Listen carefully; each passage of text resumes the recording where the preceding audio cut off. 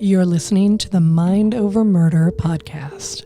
My name is Bill Thomas. I'm a writer, consulting producer, and now podcaster. I am now trying to use my experience as the brother of a murder victim to help other victims of violent crime. I'm working on a book on the unsolved Colonial Parkway murders, and I'm the co-administrator of the Colonial Parkway Murders Facebook group, together with Kristin Dilley. My name is Kristin Dilley. I'm a writer, a researcher, a teacher, and a victims advocate, as well as the social media manager and co-administrator for the Colonial Parkway Murders Facebook page with my partner in crime, Bill Thomas.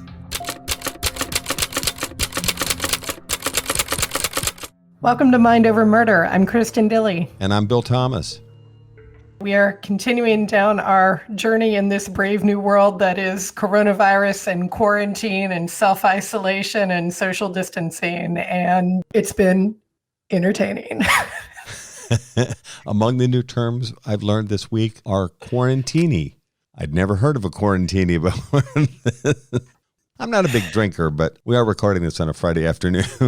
It's one of my friends was just espousing virtual happy hour on Facebook page. Yeah, and it's a great idea. Well, I can see it. It's very important we stay connected, even if it's through electronic means, so we can toast each other's health and wish each other a happy weekend or whatever. From a very safe distance. We want to thank everybody who has taken a couple of minutes to jot down bonus episode ideas on our Facebook page. Thank you so much for that. You guys gave us some really interesting cases that we should look into. And so we are going to start doing our research and figuring out what is going to work and how we can go about presenting some of these things that you are so interested in to you through our podcast.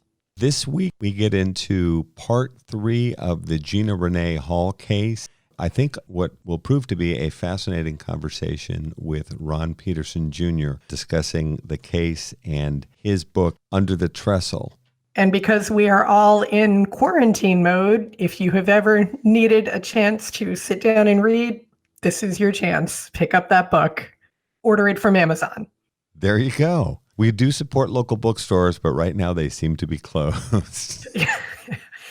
Amazon is going to be your best bet, I think. Well, they sent me coffee today, and I usually buy it locally, but once again, cooped up here in the house, and, coffee is an essential food group. Yes, I suppose. I don't drink it, but I'm going to take your word for it that coffee is an essential food group. That caffeine lift is essential, especially early in the morning. Thank you all so much for listening to Mind Over Murder, and we will see you next time. Welcome to Mind Over Murder. I'm Kristin Dilley. And I'm Bill Thomas. And today we're joined by author Ron Peterson Jr. to talk to us about his book, Under the Trestle, the 1980 disappearance of Gina Renee Hall and Virginia's first No Body murder trial. Ron, welcome to Mind Over Murder. Well, thank you, Kristin, and thanks, Bill. It's great to be with you today. So can you tell us a little bit about yourself, please, professionally? Sure. I'm originally from the Hampton Roads area. Currently live in the Smithfield area. I'm married with 2 kids, and I went to Radford University. I attended Radford, which is where Gina Hall went at the time of her disappearance and death. Several years after her, it would have been in the mid-'80s. Was a journalism major, and then worked as a writer for a period of time, and then kind of got sidetracked, worked in advertising, both in a newspaper and television advertising environment. Kept writing the whole time. I had written one other book, which there was not a very big market for. In the back of my mind, I knew about this story about Gina Hall, and I guess like anyone, and have a good nose for an untold story, and set out in writing the book. Have been really happy with the results. It's an excellent book. We are both really enjoying it. What is it about Gina's murder that was so important to you that you needed to tell the story in book form? Well, it was about 84 or 85 when I first heard about it. As you know, her murder happened in 1980, and the rumor at Radford University, it was kind of what we call an urban myth nowadays, was that there was a former student who'd been murdered who was buried somewhere on or around the campus or around the New River Valley and, Radford, Blacksburg, that area. I sort of thought nothing of it, thought it was just a kind of an urban myth. One of my roommates, who happened to be a criminal justice major, one day told me about a lecture he had in a criminal justice class when the professor lectured about the Gina Hall murder case, that her killer had been convicted of first-degree murder without the body. And at the time, that was the first time that had happened in Virginia without a body, confession, or an eyewitness, and one of the first few times in the country. Then he went on to say that she was believed to be buried in a clandestine grave somewhere around there. I guess we all, a good murder mystery captures our interest. Then as I got older, and left Radford, kind of stuck in the back of my mind. I started to think of her more as you get older, you have kids, you think, what if something like that happened to your daughter? Mm-hmm. And happened to cross paths with some people that knew her, that from her hometown of Coburn, Virginia, out in the western part of the state. We just talked about what a great person she was, what a wonderful family she came from, as well as running into a few people that knew her murderer, Stephen Epperly, who told quite the opposite story about him. Then over the years, the next 20, 30 years, when the internet era kind of rolled around, I'd find myself Googling her name, hoping that her remains had been found. Closure is an overused word. And I know, Bill, with certainly with your situation with your sister, you know that. I guess the term is resolution. I was hoping there would be some resolution for Gina's family. There hadn't been. And then after a while, my wife said, hey, you ought to write a book about that, because I would talk about the case all the time, and share it with people who would then do internet research and be amazed by it. Started writing a book, and it took me about 2 years to put it all together, and finally did. Oh, we're both smiling. I'm thinking of your wife saying, in your copious free time, I think you should write a book. So how did your skill set as a journalist help you in crafting the book? It's a significant amount of research. Yeah, and what I found, it was just a matter of calling people. I probably 90% of the interviews that I did, the initial contact was over the phone. A lot of them I'd travel and sit down with them to talk. I found, for whatever reason around this case, people were more than willing to talk about it. Anybody who has a background in journalism, likes to think they can ask good questions and the tough questions. And, we see TV interviews where they're doing that. But what I found was just, I'd get people started talking about it. For example, Everett Shockley, the attorney that prosecuted the case, he would share all kinds of information. It was just asking him kind of the routine questions that any journalist or any writer would, or even that you would in a conversation with someone that would found something interesting. And then it was pretty cool that so many people I talked to would say, well, hey, you need to talk to this person as well. And then they would kind of give me an introduction, an entree to that person, which really helped quite a bit. But there have to be some pretty significant challenges in taking all of those different sources and distilling all of that information into a book. What were some of those challenges that you found yourself having to deal with during that process? Well, I would say the trial, the trial went over 6 days, kind of condensing all of that into a third of the book, which it takes up. Kind of like an episode of Law and Order. If you've ever watched that show, the original Law and Order, the longest running show on television, it starts with an introduction of the characters, and you learn about the crime, and then the prosecutors get involved, and then the case goes to court. It was a matter of just finding the highlights of each part of that, telling that story. But probably the hardest part, the trial transcript is on the public record. It's available at the State Library of Richmond because it was a landmark case with the No Body murder conviction. So it was a matter of spending a couple days reading through that and listening to that, and then trying to pick the highlights for each witness from the trial. It's a fascinating case. So with the 100+ people that you ended up talking to, did you have contact with the Hall family? I did. Early on, I got in contact with Gina's sister, Dilley Hall, who she was living with at the time of her murder. She was living with in Radford. Dilley was a graduate student there at Radford University. Just asked if it was okay if I did that. And if she'd have told me, this is something the family and I want to just forget and put behind us, I'd rather you didn't, then I wouldn't have. She was in a position where she really wanted to have some light shined on her sister's case, in large part because her remains had not been found. She was very supportive. Over the past year, she and I have probably talked or been in contact about once a week or, several times a week. either, on the phone or social media, or, I've met her in person several times out in that part of the state. From the Hall family, she is the one who's been the most active and kind of out in the forefront. Bill, I guess similar in a lot of ways to you with your sister who was murdered in the Colonial Parkway murders, but she's been really the biggest advocate for her sister. Right. And I know with these cases like the Colonial Parkway murders that stretch on for decades, like ours has, and of course, like Gina's has, you end up dealing with the siblings of the lost loved one because in many cases the parents are gone. Exactly. And that's the case with her as well. Gina's father, John Hall, who, by every account was just an outstanding person, was a really good former Virginia Tech football player, among other things, and also a State Farm insurance agent who was really well known around the state. Unfortunately, he died, with no resolution as far as, what happened to his daughter's remains. It's very sad. Do you know if Delana actually ever sat down and read the book? Was she able to get through it? I think she has read parts of it. Interestingly, she has written a book of her own that came out over the past year. It's called The Miraculous Journey. She was actually getting started on it, when I first met with her. Different from mine, and that a lot of it is her emotional and spiritual journey, over the last 40 years. She started, for years, she really couldn't talk about it and just kind of avoided talking about her sister or what had happened. Then over the course of time became more and more interested and involved, and has actually in recent years spent a lot of time following up on leads and actually out looking and digging and looking for a clandestine grave. So she's been she's come to several of the book signings that we've had for the book and presentations that we've given. I was wondering about that. Now, is she comfortable, for instance, if you're in a bookstore or what have you, would you introduce her to people? Would you say that she was in the room?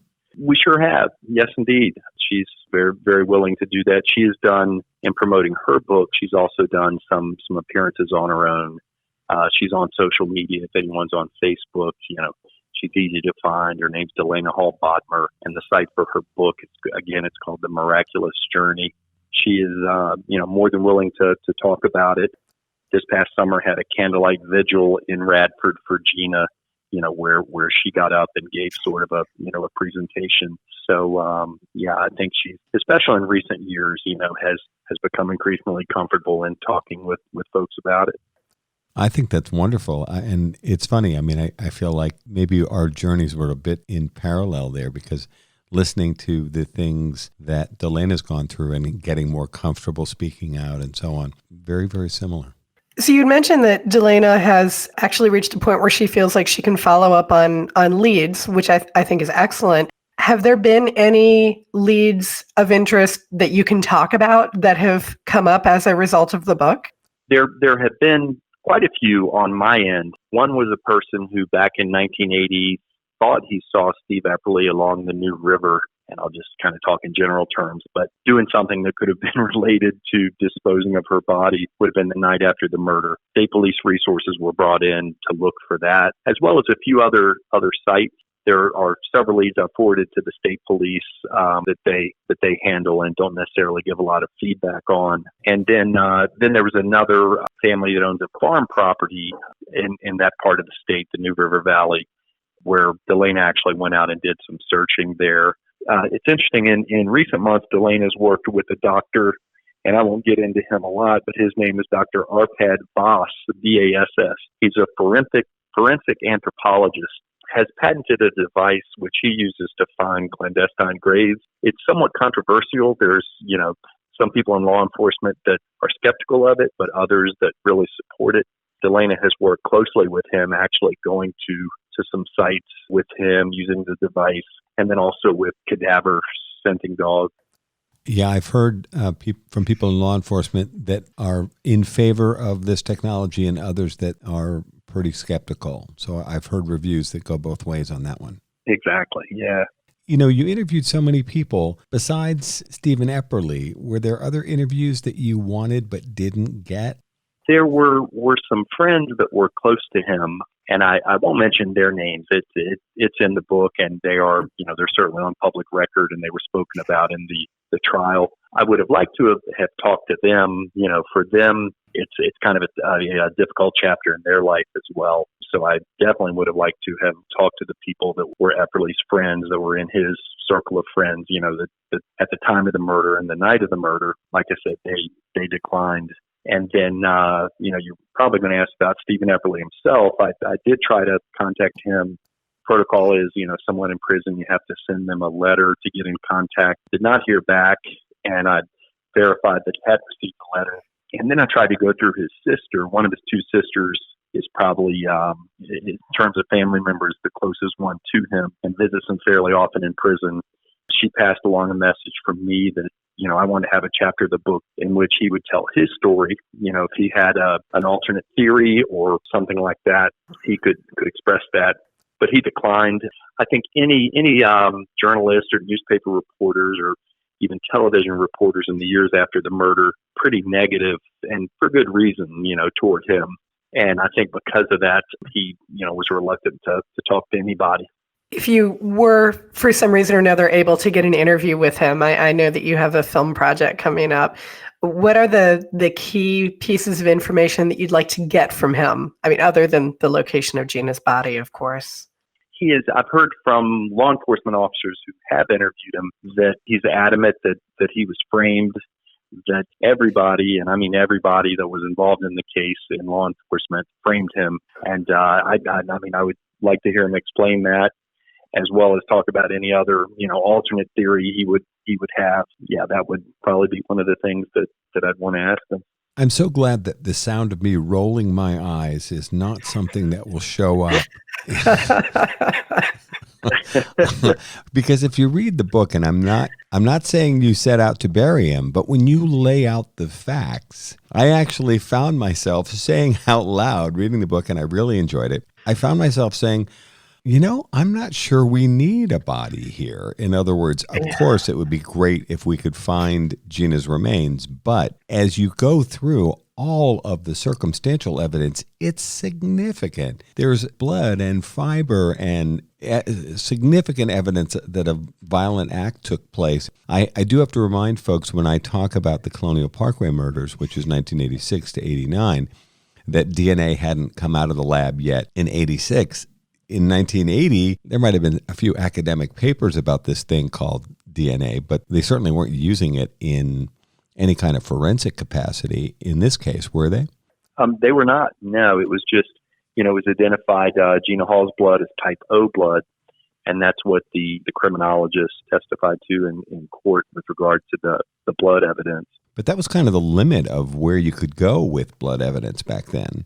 It was, yeah. And it's fortunate that there was so much other circumstantial evidence. And, I spoke with a few jury members who said as much as anything, some of the statements he made, and he never confessed, but there were, I think, what an attorney would call an implied admission when he said things that an innocent person would not say. So there were 4, maybe 5 examples of that were presented in testimony, and that Everett Shockley referenced in his closing arguments, that I think helped the jury reach a guilty verdict. Oh, some of these comments that he made early on to friends and people that I think he thought might be supportive in terms of him trying to seek legal counsel and so on. The things that he said just made him sound so incredibly guilty. Absolutely. Oh, yeah. This remark about, what happens if they can't find the body in the early stages, I just about fell out of my chair. Absolutely. He goes to that guy's house. Bill Cranwell was his name, to get his advice. Cranwell was sort of an older guy, he was a successful businessman, but was also savvy about law. His brother was a prominent attorney, Richard Cranwell, who was a state senator. As you said, Epperly asked him, he says, "Hey, when you get a chance, ask your brother if they can do anything to me if they don't find her body." And Cranwell couldn't believe what he said. But then the rest of the story, as Paul Harvey would say, that the big coincidence was that Bill Cranwell was a college roommate and good friend of Gina Hall's father, John Hall. So he was obviously obligated to report that comment to the police, and ended up being the last witness in the trial.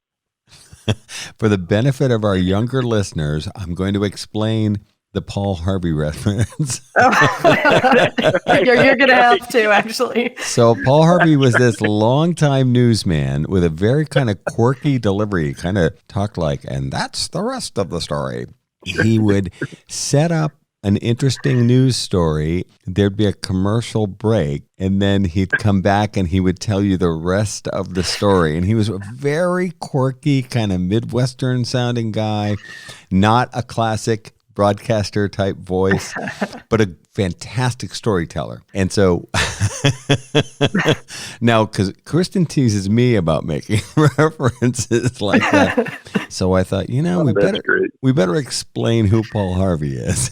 And honestly, my dad listens to Paul Harvey all the time, but I don't think I would have known that reference either, honestly.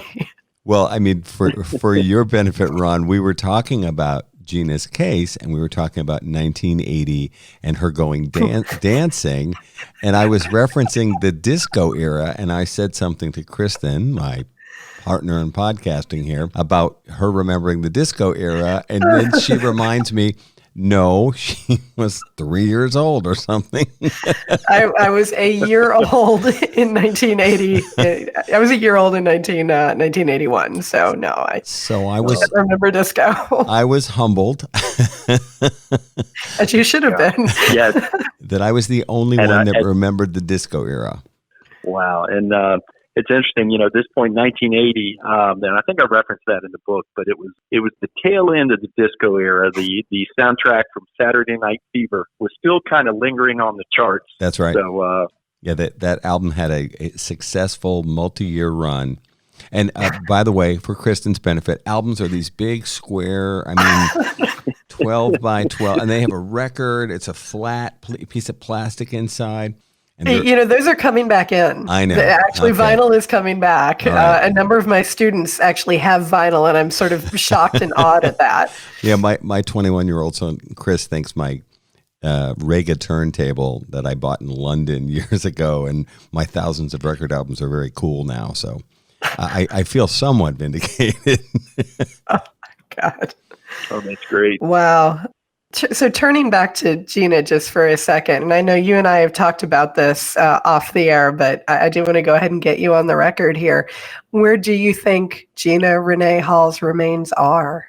For people, the law enforcement folks that work the case, there are just dozens of different theories. But what I believe is that the night of the murder, which it was Saturday night, early Sunday morning, somewhere on the route between the lake and the town of Radford, that Stephen Epperly, for lack of a better word, hid the body or put it in a shallow grave somewhere just to get it out of the trunk of the car until he could kind of collect his wits. And then he didn't become a suspect for another 48 or more hours until he was officially a suspect. So he had that time to go back and get the body, perhaps with an accomplice. One of the things the book points out is his car was not reliable. It was June and he had a radiator that would overheat. So I'm thinking if he did, maybe he used someone else's car or they came with him. And then at that point, maybe it could have been the Sunday, the Monday, or the Tuesday after the murder, before the search had really started for her in that area. He picked up the body and took it perhaps to a remote location. He was a big hunter. He hunted on a lot of private land in the outlying counties around Radford and Blacksburg, out in Montgomery County, Giles County, Floyd County, just really mountainous, remote areas that he knew really well. So I think there's a chance he took the body somewhere like that and buried it somewhere that he knew would not be developed. It would remain rural land. I think that's her final resting place, and that it would be extremely difficult to find, taking into account how remote that part of the state still is. I do have to say, that's just kind of my theory, what I know about him and what I've heard from other people that investigated the case, as well as people that search for clandestine graves.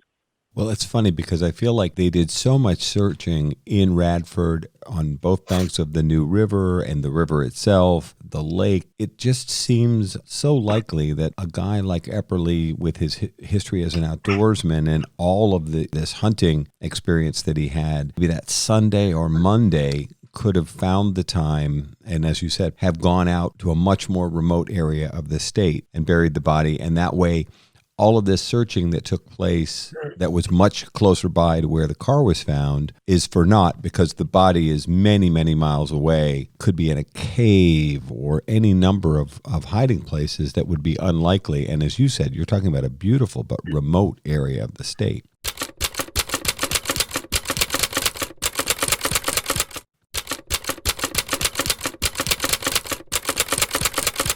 Well, we've been talking about the Alexis Murphy case, and she also is a no-body case. Her murderer, Randy Taylor, was convicted without having her body present. But we were also remarking the other day when we were talking about the Alexis Murphy case that, the area that she went missing from, it is also remote. There's a lot of places that you can hide a body. So despite a huge search for her as well, she also has not been located. And it's just, it's very striking. There are so many places that you can hide a body in the more remote regions of Virginia.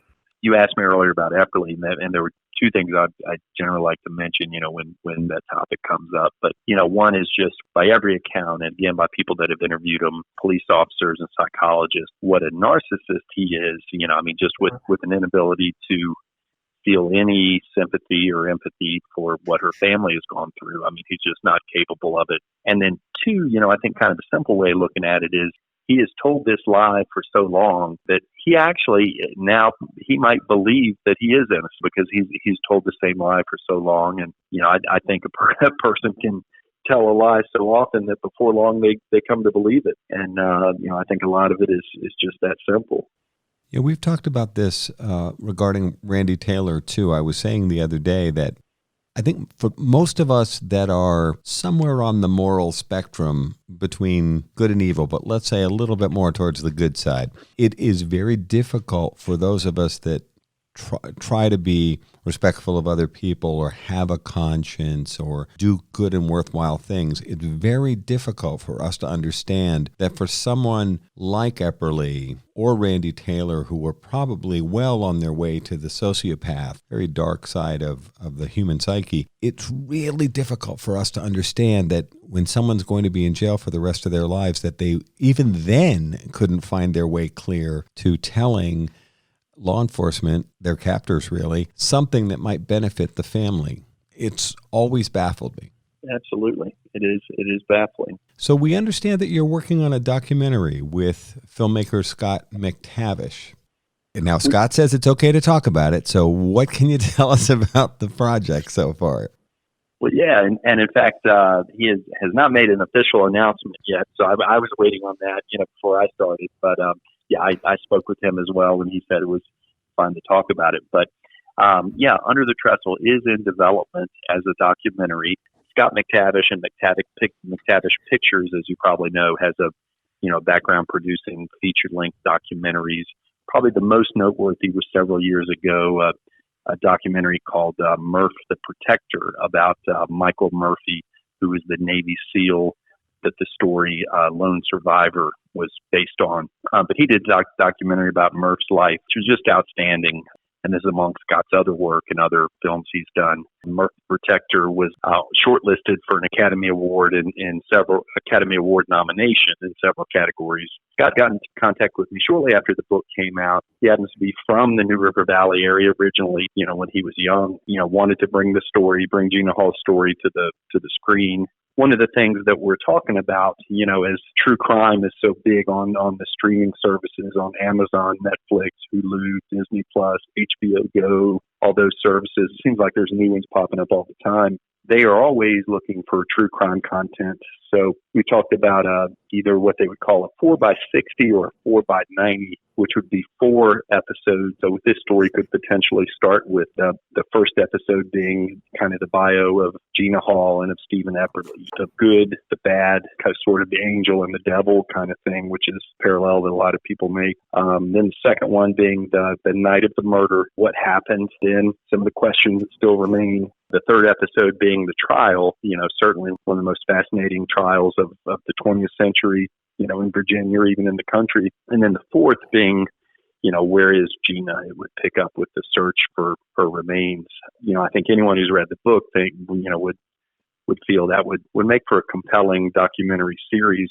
And then what's been an interesting thing is one thing I've done, since the book came out over the past year in 2019, we did a lot of lectures with the people that were involved in the case. Everett Shockley, the prosecutor, Austin Hall, who is the lead investigator, as well as Epperly's two defense attorneys, Woody Lookabill and Dave Warburton, who were all gracious enough to come out and give lectures on the case, with me. But we met a lot of people who kind of filled in some blanks. People that have come forward that knew Gina, who shed a light on some of the things, and even a couple of people who served time in prison with Epperly, who have who we got to know, who attended an event for the book, and would share vignettes and stories that would I think would really be fascinating in the documentary. Then as well as some of the leads in the search for Gina, which obviously have not come to fruition, but were fascinating in that respect.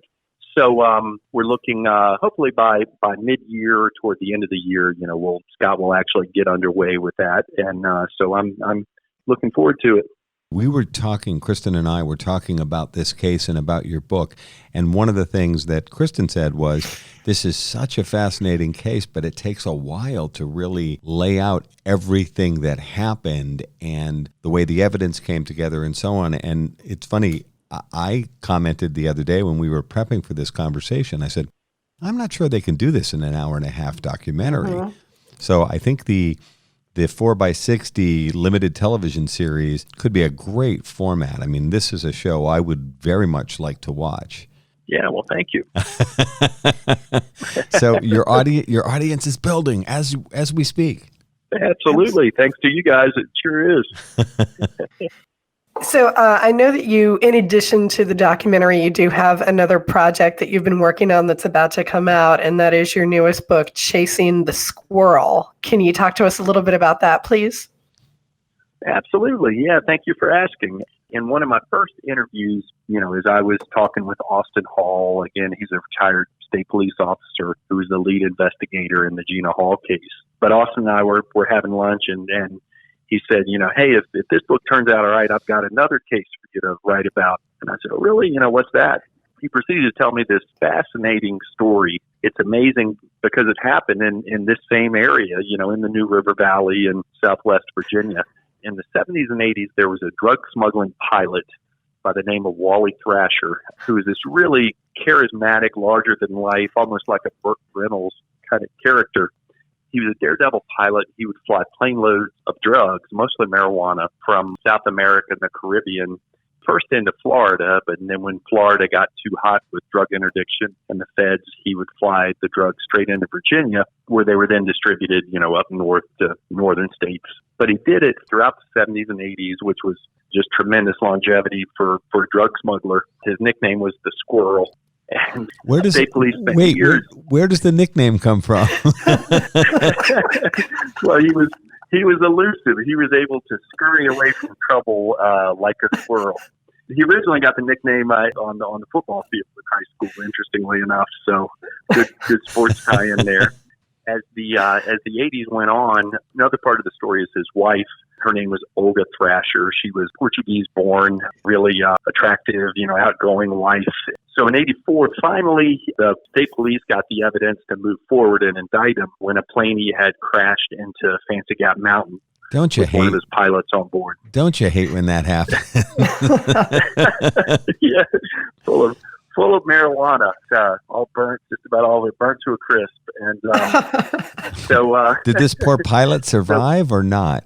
Well, there were two pilots on the plane. One miraculously survived, and the other was killed. Oh.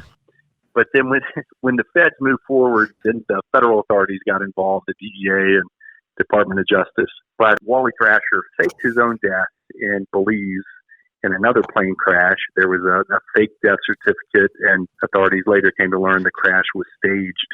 He made it look like his body was. What a great story. This is unbelievable. Yeah. If you were writing fiction, it couldn't get any more weird. Exactly. Yeah, that's what I said. And then it gets better. And then there's more. That's right. So then his wife Olga, who was left behind, to some degree, she picks up the reins of his empire and is involved with that.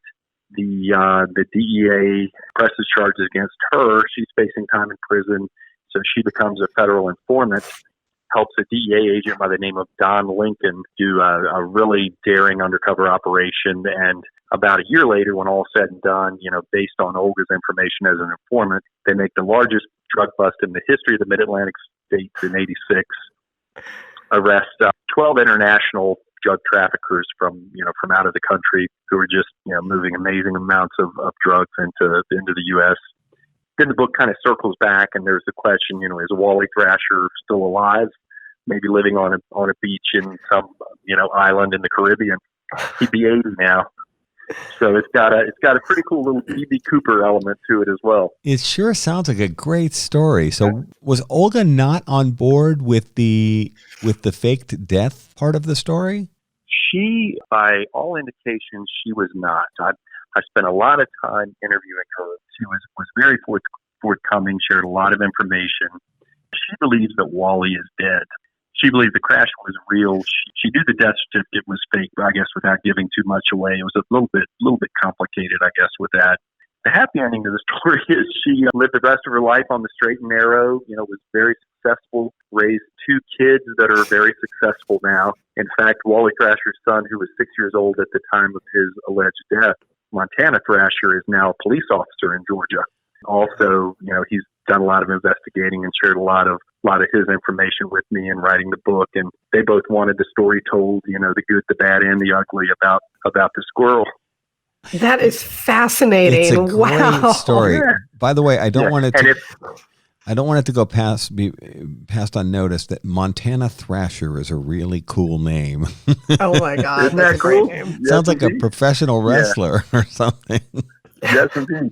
And if you Google Wally Thrasher's name, there's one of the things that will come up is a YouTube clip of an unsolved mystery segment from the 90s that featured him on the television show Unsolved Mysteries, and now also America's Most Wanted. So he was quite the resources were put into finding Wally Thrasher. It sounds like a great book. I cannot wait to read this. So when will this come out? Still undergoing a final round of publishing with my editor. We're hoping by the end of March, early April.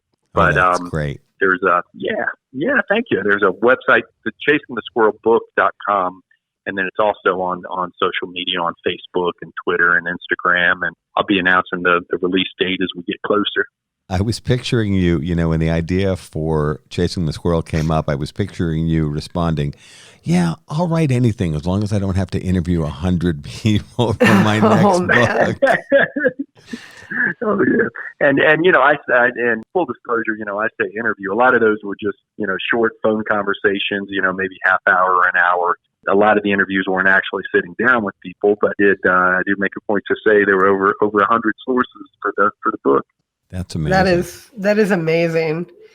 You had mentioned that you do occasionally do events, live events regarding the book. Do you have any local events that are coming up that anyone who's listening here locally could go to? I don't have any set up yet, but I will, both in Hampton Roads, where I'm from, as well as out in Southwest Virginia, where it's funny, but he's kind of a folk hero of sorts. You hate to say that about a marijuana smuggler, but in Roanoke in Southwest Virginia, there's still a lot of people that talk about him. So yeah, I'll definitely be doing some of those events. Some of the law enforcement officers who pursued him, there's a U.S. Marshal and also a state police special agent who are going to come to some of those events, and they'll share some of their stories that didn't make the book about doing that. And then also, I think down in Atlanta, his son Montana, who shared a lot of his info with the book, will be talking a little bit about his father. He was 6 years old when his father disappeared or died, but I think he's going to help me promote the book at some appearances down in Atlanta as well. Part of me wants to still picture Wally Thrasher with a drink with an umbrella on it on some tropical beach somewhere. Absolutely. I guess yes, it's indeed, possible. It is indeed. Yeah, he was a very resourceful guy. It's when you read the book and hear some of the stories about him, you can see. And an interesting thing in that time frame, the 70s and the 80s, there were more than a few people in the drug trade who are believed to have disappeared and left the country. And have not been seen again. So he would not be the first. That is unreal. Yeah. And we would love it if you would come back on Mind Over Murder and talk to us more about Wally Thrasher once the book comes out. Absolutely. It would be an honor. He sounds like a fascinating character, and we know it's going to be a terrific book. On a little bit more serious note, as you move forward with the television limited series or documentary, do you think that you and Scott McTavish will revisit the idea of interviewing Stephen Epperly? Definitely. I'm sure that we will. You always try to put yourself in someone else's shoes. And, certainly if I were him, I'd want a chance to tell my side of the story. I would hope he'd do that. So, yeah, I think kind of a fresh approach to him. I would certainly hope that he would be willing to share any information he has, for sure. Where is he currently incarcerated? Gosh, he's been all over the state, just about any prison you can imagine. But the last I heard, he was at Buckingham Prison. He was several years ago, was at Bland County Correctional Facility, which is in Southwest Virginia. It was kind of close to his home where he was from. And it's kind of a medium security prison, for someone on a life sentence for murder to be at. And then got in some trouble there, among other things, possession of contraband. It was sent to Buckingham.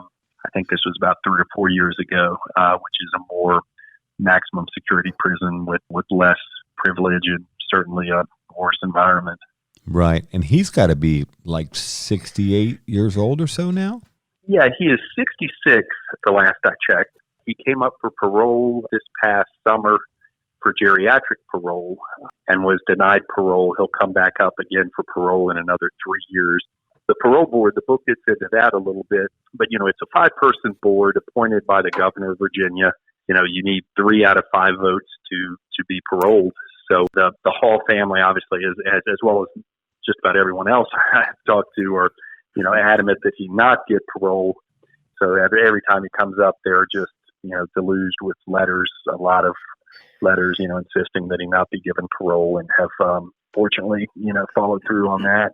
One thing I wanted to ask you about too was this dynamic where you've had access to both sides of the prosecution, both the prosecution and the defense, as well as the investigators and so on. What's the dynamic like for his 2 former defense attorneys when they come out and they speak about the case? I mean, are they limited in what they can say? I mean, he sounds guilty as hell, but they obviously had to provide a vigorous defense. That's their job. How much are they able to say, or what's their tone like?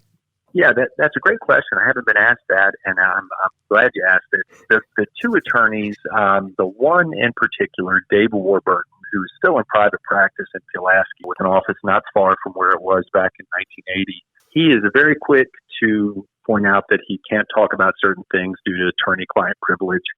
In fact, I made the mistake of referencing the body in my questions to him, and he said, now stop right there, Ron. When you say the body, I can't even acknowledge that there was a body. And so I said, okay. That's interesting. That's interesting. Yeah. He shares a lot of vignettes from it. And then the other attorney, Woody Lookabill, who later became a judge, who's now a retired judge, but was just an outstanding judge, circuit court judge in that part of the state. He'll share a little more. For example, he, in one of the presentations we gave at Radford University for the Criminal Justice Department, he acknowledged the body and even presented a theory on where he thought it might be. Where did he think it was? Someone he knew who he felt had some credibility said that Epperly burnt it up in an incinerator in Radford. Yeah, which is terrible to think of, for many reasons. So yeah, Woody Lookabill will talk a little more, about it. What I did not realize until I really wrote the book and had an understanding is that they both did an outstanding job representing him, and the case was scrutinized. Went through a series of about 6 state and federal appeals with the Virginia Supreme Court, and then went to the federal Court of Appeals. And the conviction was upheld every step of the way due to the fact that they did such an outstanding job representing him. That was their job to do it, and they certainly did a great job. This other person that you suspect may have been involved in moving the body and helping dispose of it, I was very excited reading the book when you mentioned several people that might have provided him some level of assistance. And then, of course, I'm disappointed as I continue reading and discover they're deceased. And, so you're always like, kind of let down. Do you think there's any possibility that his possible accomplice, could still be alive and out there and carrying around this information? I think that's a good possibility. Yeah, as well as another scenario I sort of envision is the person that a lot of the investigators and police officers point to as the most likely accomplice was a guy named Tom Hardy, who was a Blacksburg businessman, heavily involved in the drug trade. In fact, a lot of people suspect that Epperly was although Epperly was not involved in using drugs, he may have been the muscle for this guy's, drug sales operation. But at any rate, Tom Hardy was someone, he drank a lot, he did a lot of drugs, and I think there's a chance when he was in in that state of mind, either drunk or high at some point, people talk, he may have said something to somebody at a party somewhere, and that person doesn't even know it's relevant to the case. So, right. So even though Hardy himself is dead, you think that if Hardy shared information while intoxicated with someone, that person could come forward and at least give an indication of what Hardy said back then? Yeah. Yes, I think there's a possibility of that. And then several law enforcement officers have said it too. So it's not an original thought by any means, but from me. So yes. If we do have any listeners, because a number of people have actually brought this up to us and said, hey, when are you guys going to cover the Gina Renee Hall case? If there's anyone listening who does have information that they feel might be of value, who should they send that to? The Virginia State Police, I'll post on the website and the social media, the contact information. It's been too long since I've done that, but I'll share that. But just a general call to the Virginia State Police, would be good for that. And absolutely, we're happy to share that in our what we call our show notes for the podcast. If there's a specific office or phone number they should be contacting or email, we're happy to include that because you never know. As Kristin said, somebody out there might know something. Absolutely, yeah. And as you both know too, there's a good chance someone has a piece of information and they don't even know that it's critical. It's something that they think is just trivial when in reality it could be a missing piece of the puzzle. Ron, thank you so much for spending so much time with us and sharing your wonderful stories, both about the Gina Renee Hall case and the Wally Thrasher case. Well, thank you so much. I appreciate it, and best of luck to you both. I really enjoy your podcast as well. Oh, well, thank you. We'll talk soon. Thank you. We appreciate that. Thanks for listening to this episode of Mind Over Murder. You can listen to Mind Over Murder on any of your favorite podcast platforms. And a reminder that we're a new podcast and we very much appreciate your subscriptions and your kind comments and reviews. Thank you so much for listening to Mind Over Murder. We'll see you next time. Sources used in this week's episode include reporting from the Radford News Journal, the Roanoke Times, The Charlie Project, Under the Trestle by Ron Peterson Jr., WDBJ7, WFXR, WTOP, and WY Daily.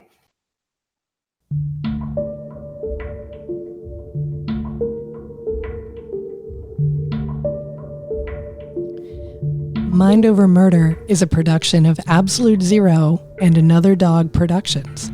Our executive producers are Bill Thomas and Kristin Dilley. Our logo art is by Pamela Arnois.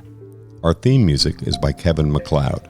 Mind Over Murder is distributed in partnership with Crawl Space Media. You can follow us on Facebook, Twitter, or Instagram. You can also follow our page on the Colonial Parkway Murders on Facebook. And finally, you can follow Bill Thomas on Twitter at BillThomas56. Thank you for listening to Mind Over Murder.